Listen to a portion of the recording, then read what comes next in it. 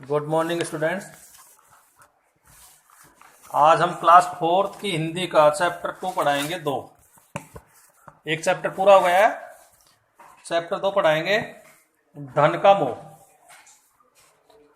Chapter 1 और 2 के मैं एक साथ ही क्वेश्चन आंसर करवाऊंगा कल।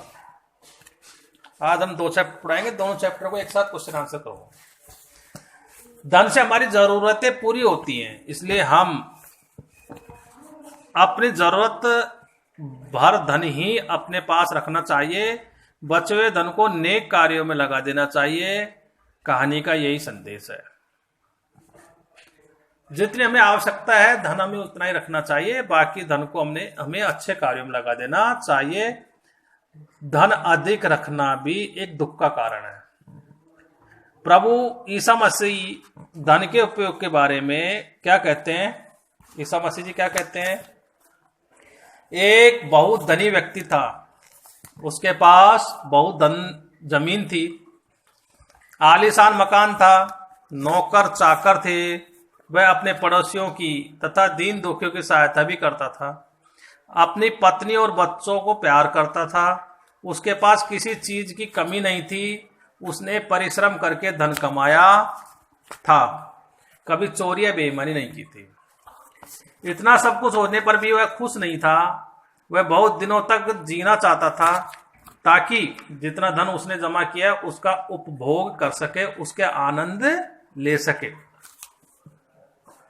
एक नंबर पैसा कमाया, मेहनत करके पैसा कमाया, और उसको वो लंबी आयु चाहता था, लंबा जीवन जीना चाहता था कि जिससे उसने धन कमाया उसका वो अच्छे से उसका आनंद ले सके, उपयोग कर सके। इतना सब कुछ होने पर भी वह बहुत खुश नहीं था। वह बहुत दिनों तक जीना चाहता था ताकि जितना धन उसने जमा किया उसका उपभोग कर सके। उसने सुना कि ईसा के उपदेश सुनने के लिए उसके पीछे बहुत बड़ी भीड़ चलती है। वे अच्छी अच्छी शिक्षाएं देते हैं, समस्याओं का समाधान बताते हैं, प्रश्नों को उत्तर देते हैं और अच्छे जीवन की बातें भी कहते हैं। ईसा मसीह के बारे में सुना उसने।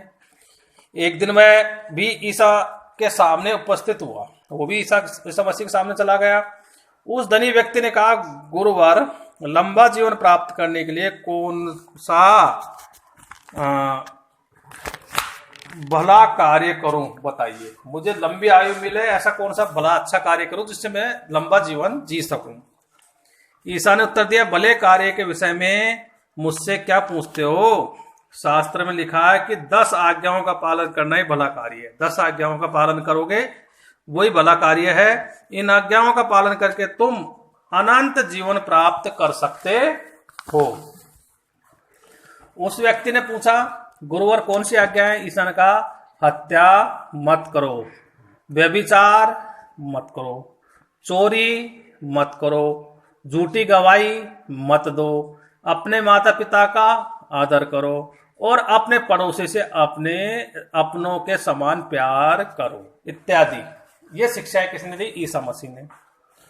उस व्यक्ति ने बहुत खुश होकर कहा, मैंने इन सब का पालन किया है, मुझ में और किस बात की कमी है? ईसा ने उत्तर दिया, यदि तुम पूर्ण होना चाहते हो तो जाओ, अपनी सारी संपत्ति बेचकर गरीबों में बांट दो।